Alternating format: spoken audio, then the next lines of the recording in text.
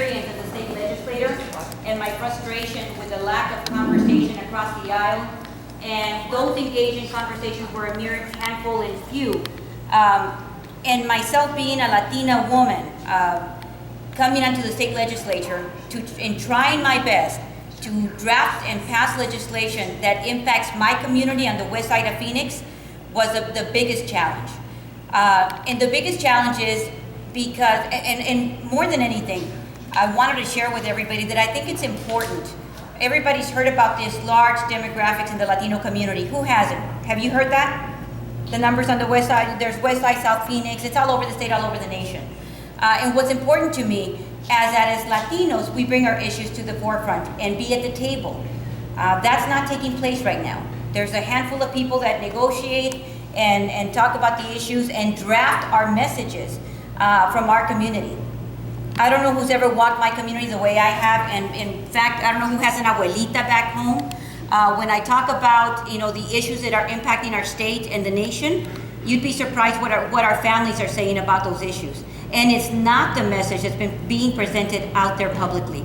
So that's why, more than anything else, it's crucial for me to stay in that conversation and to make sure that I don't care what color you are, I don't care what agenda, what party affiliation you have. I want you to exercise your right to vote.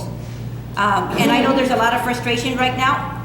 Our community is frustrated because we're not able to make any changes. I'm proposing that we elect candidates that are open to those discussions, that have that track record, that have the experience to work with us. And so with that, I also want to share one more point. Who cares about education?